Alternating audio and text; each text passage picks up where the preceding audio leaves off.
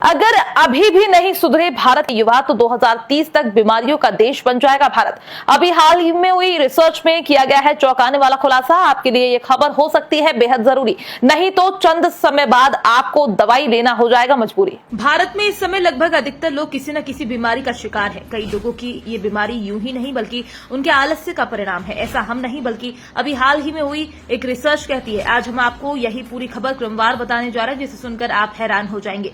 तो वहीं अगर आप जरा भी आलस्य करते होंगे तो उस आलस्य का त्याग करने का मन बना लेंगे। दरअसल अभी हाल ही में पाया गया है कि भारत के करीब 50% युवा युवती आलसी हैं, जो मुख्य रूप से शारीरिक परिश्रम नहीं करते हैं। महिलाओं की स्थिति पुरुषों की तुलना में और भी आलस्य वाली है। अगर ये स्थिति यही रही तो 2030 तक ही 60% भारतीय विभिन्न बीमारियों का शिकार हो सकते हैं।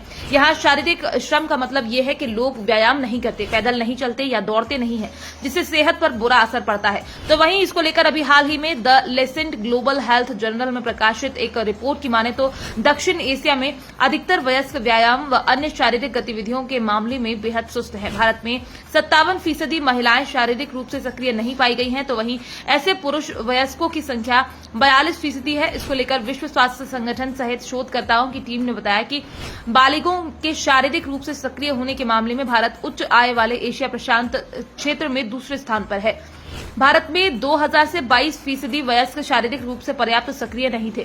2010 में ये संख्या 34% व अब 50% तक पहुंच गई है। 2030 तक 60% वयस्कों पर मधुमेह जैसी बीमारियों की चपेट में आ सकते हैं। जानकार बताते हैं कि लंबे समय तक शारीरिक निष्क्रियता से मधुमेह और हृदय रोग सहित अन्य गैर संचारी रोगों का खतरा कई गुना बढ़ जाया करता है।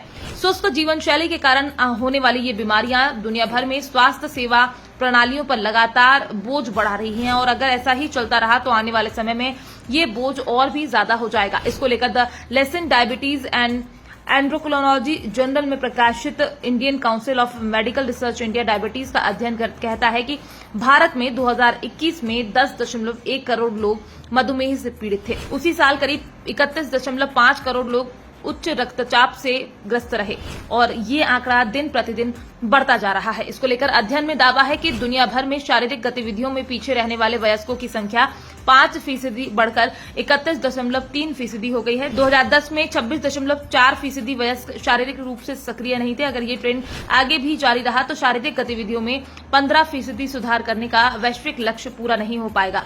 अब ऐसे में आप ये भी समझ लीजिए कि शारीरिक रूप से पीछे का असल मतलब क्या है। इसका मतलब है कि अगर कोई भी वयस्क अगर हर सप्ताह कम से कम 150 मिनट मध्यम तीव्रता या प्रति सप्ताह 75 मिनट जोरदार तीव्रता वाली शारीरिक गतिविधि नहीं करता है तो वो शारीरिक रूप से सक्रिय नहीं माना जाएगा। फिलहाल अगर आप कोई ऐसा काम करते हैं जिसमें शारीरिक मेहनत नहीं है तो आपको भी रोज व्यायाम इत्यादि का सहारा लेना चाहिए ताकि आप बीमार ना हो।